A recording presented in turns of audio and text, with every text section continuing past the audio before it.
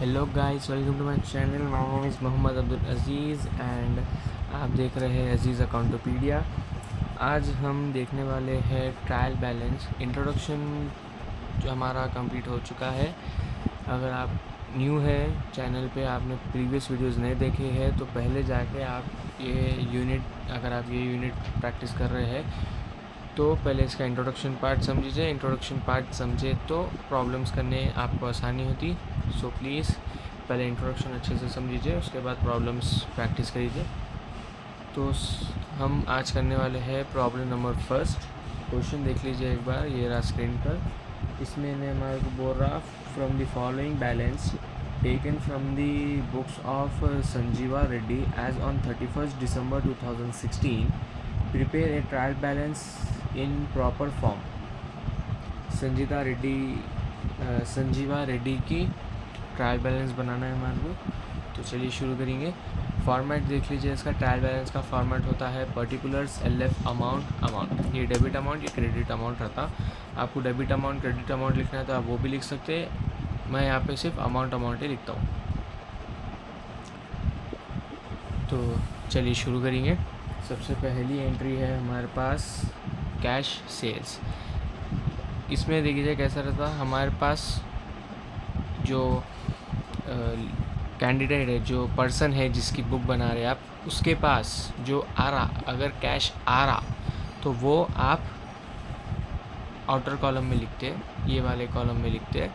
और अगर कैश जा रहा तो वो आप ये कॉलम में लिखते हैं। डेबिट कॉलम में 1100 लिखते, क्रेडिट कॉलम में 1200 लिखते। ठीक है, तो चलिए शुरू करेंगे। सबसे पहले cash in hand. Cash in hand, आपके पास से बिजनेस में कैश जा रहा तो वो आप डेबिट अमाउंट के कॉलम में लिखना है। सेकंड है bank overdraft. Bank overdraft,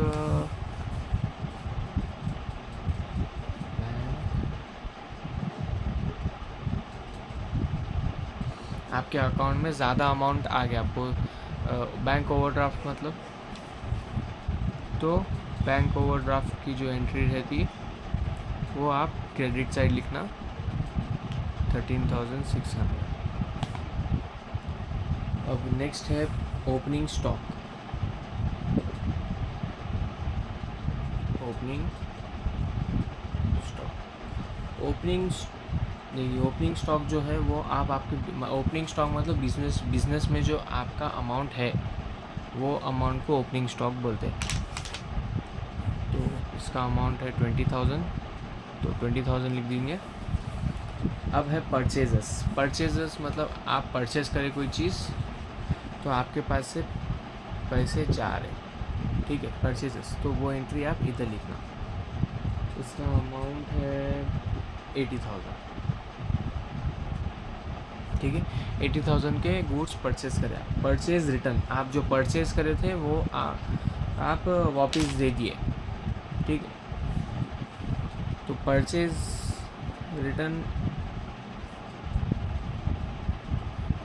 purchase ये कॉलम में आया था तो उसके ऑपोजिट कॉलम में परचेज रिटर्न आता। 2000 के गुड्स आप रिटर्न कर दिए, ठीक है। अब नेक्स्ट है सेल्स मतलब कैश, आप कुछ गुड्स सोल्ड करें तो उससे आपको कैश आया तो वो एंट्री आप क्रेडिट साइड लिखते हैं। नेक्स्ट है सेल्स रिटर्न मतलब आप जो गुड्स सोल्ड करें, जिसका कैश आपको आया, उसमें से कुछ गुड्स रिटर्न हो गए तो आपके पास से कैश, जितने गुड्स रिटर्न हुए उतने गुड्स का कैश जो अमाउंट है तो आप वापस कर डालते हैं, राइट। तो वो सेल्स रिटर्न की एंट्री डेबिट साइड आती है, 500 रुपये। अब नेक्स्ट है ट्रैवलिंग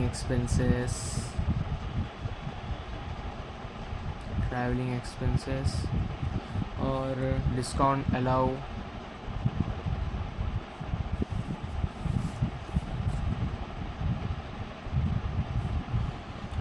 है discount receive,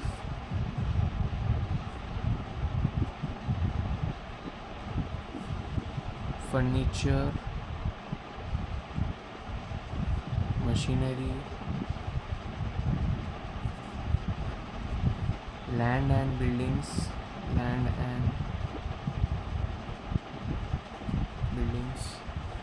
डेप्टार्स, creditors, bills receivable, bills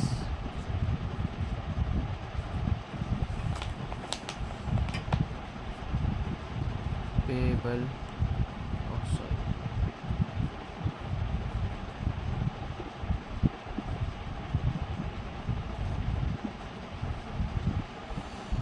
capital है ड्राइंग्स, रेंट, सैलरीज है लोन क्रेडिट बोल के उन्हें पहले सीख दिया, मतलब ये क्रेडिट साइड में जाने का है। इंटरेस्ट ऑन लोन, ये तो नहीं है।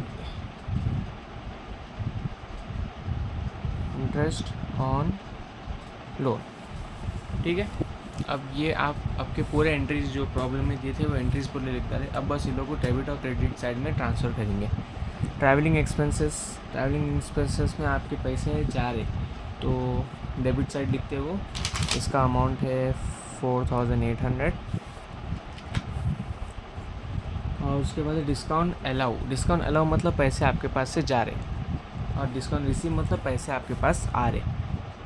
मतलब पैसे आ रहे जा रहे हैं बोले तो डिस्काउंट अलाउ मतलब आपके पास से कोई चीज़ परचेस करे कोई और आप डिस्काउंट अलाउ करें तो आपके पास से जितने अब 5000 का बिल हुआ तो 5000 पे से आप उनको 4800 रुपीज़ दियो बोले तो 5000 में से 2000 रुपीज़ उनको आप दिए आपकी तरफ से डिस्काउंट दिए तो कम पैसे मिले ना आपको, 5000 की जगह पे 4800 मिले, तो इसलिए वो आप डेबिट साइड लिखते हैं। और डिस्काउंट रिसीव में 5000 रुपीज़ के आप परचेज़ करें, आपको डिस्काउंट मिला 4800 का, 200 रुपीज़ आपको रिसीव है, मतलब 200 रुपीज़ आपके बच गए, पे नहीं करे आप, बच गए आपको वो पैसे, ठीक है। तो इसलिए डिस्काउंट रिसीव क्रेडिट साइड आता।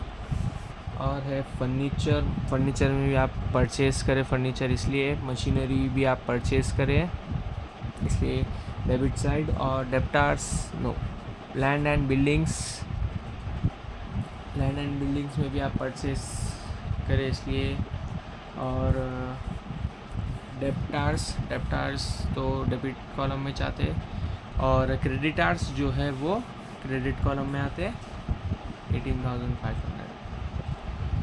बिल्स पे रिसीवेबल, बिल्स रिसीव हुए, आप बिल रिसीव हुए, ठीक है, तो बिल्स रिसीव जो होते हैं आप वो डेबिट साइड लिखते, और जो बिल्स पे होते पेएबल रहते जो बिल्स वो आप क्रेडिट साइड लिखते।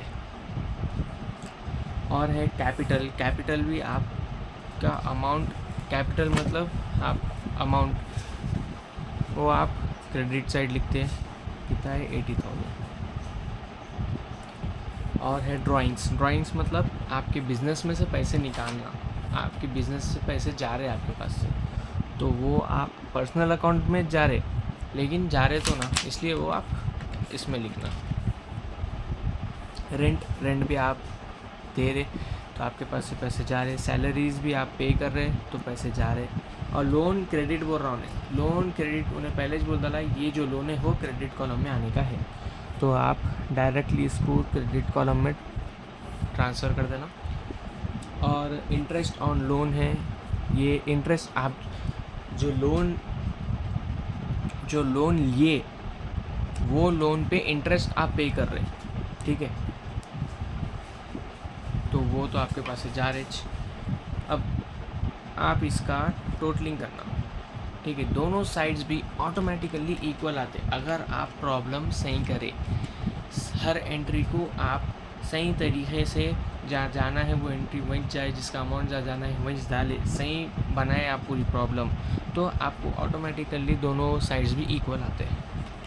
चलिए चेक कर लेंगे। 14,500 प्लस 20,000 प्लस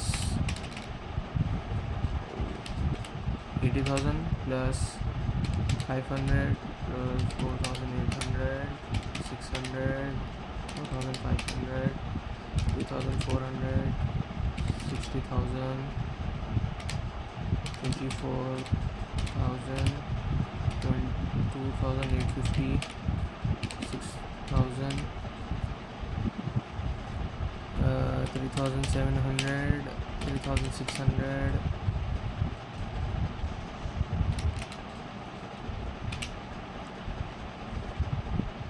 2,290। सो गाइस हमारा डेबिट साइड का टोटल आ रहा है 2,60,250। ठीक है, आप इसको यहाँ पे लिख देना 2,60,250। ठीक है, अब क्रेडिट साइड का टोटल करेंगे। 13,600 plus 2,000 plus 13,000 no 1,30,000 plus 1,500 plus 18,500 plus 16,50 plus 80,000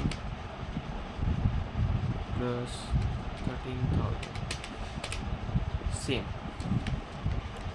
2,60,250। ये साइड का भी सेम अमाउंट आ रहा, तो इसका मतलब आपका प्रॉब्लम सही है। तो दोनों तरफ भी सेम अमाउंट डाल के आप प्रॉब्लम को यहीं क्लोज कर देना। ठीक है, सो गाइज आज के लिए बस ये एक प्रॉब्लम ही, ये ट्रायल बैलेंस के प्रॉब्लम्स करने के लिए आप अच्छे से ये समझ लेना कि डेबिट साइड वो आइटम्स आते जो आपके पास से जा रहे, मतलब वो आइटम्स जिस पे आपके पास से पैसे जा रहे, आप जिसमें खर्चा कर रहे, वो आइटम्स आपके एक्सपेंसेस जो रहते वो पूरे चीज़ें डेबिट साइड में आते। एक्सपेंसेस मतलब जो एंट्रीज़ पे एक्सपेंसेस लिखे हुए वही एंट्रीज़ नहीं, हर तरीक़े के अगर परचेज़ है, travelling expenses, furniture, machinery, plant and buildings, ये सब चीज़ें आप खरीद रहे तो इसमें आपके पास से पैसे जा रहे, तो वो एंट्रीज़, ऐसे एंट्रीज़ आप डेबिट साइड में लिखते।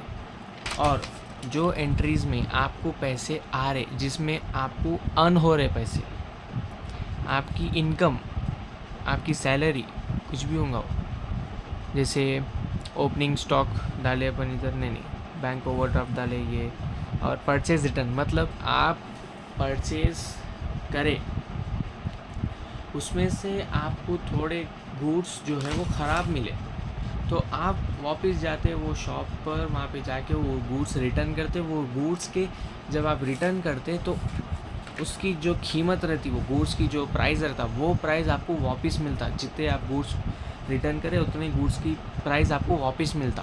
तो इसलिए परचेज रिटर्न हम क्रेडिट कॉलम में लिखते। सेम सेल्स रिटर्न में भी रहता। सेल्स रिटर्न में जब आप सेल्स करते तो वो सेल्स जो आप गुड्स सेल करते, जो कस्टमर है उसको कुछ गुड्स जो है वो सही नहीं मिले तो उन्हें आके वापस रिटर्न कर देता वो गुड्स। जब उन्हें रिटर्न कर देता तो आप क्या करते, वो रिटर्न गुड्स की वैल्यू जो रहती, जो उसका प्राइस रहता, वो प्राइस आप उसको वापस दे देते। तो इसलिए इसमें क्या हो रहा, आपके पास से अमाउंट जा रहा, 5,000 रुपीज़ आपको अर्न हुए थे सेल्स में, लेकिन उसमें से 200 और 500 रुपीज़ के गुड्स कस्टमर को अच्छे नहीं दिखे तो उन्हें वापस ला दिया। तो 5,000 में से 500 रुपीज़ आपको कस्टमर को वापस देना पड़ता। तो इसलिए इसमें आपके पास से पैसे जा रहे बोल के ये एंट्री डेबिट साइड में आती। सेम डिस्काउंट अलाउ और रिसीव में भी रहता।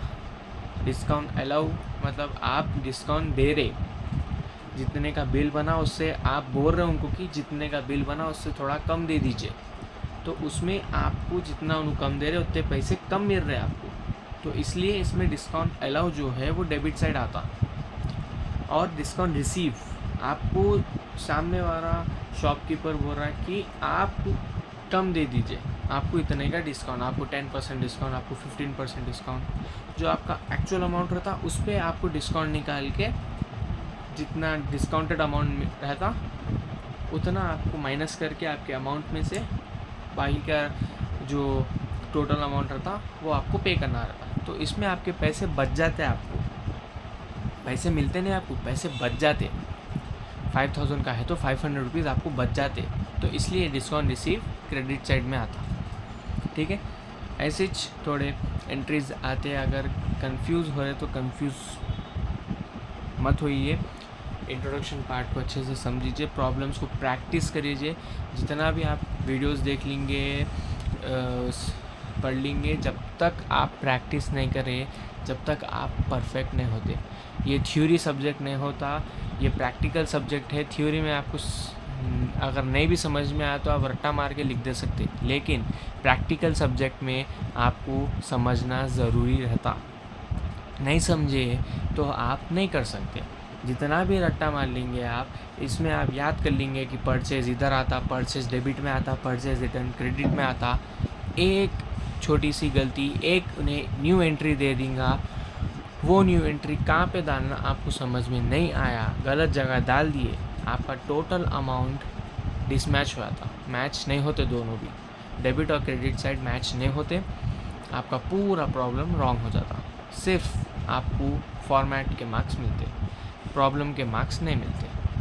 तो प्लीज़ इसको समझिए, इसको रट्टा मारने की कोशिश मत करिए। इसको आप जितना अच्छा समझेंगे उतना अच्छा कर सकते, और प्रैक्टिस करना ज़रूरी है। तो प्लीज़ प्रैक्टिस करिए हर प्रॉब्लम को।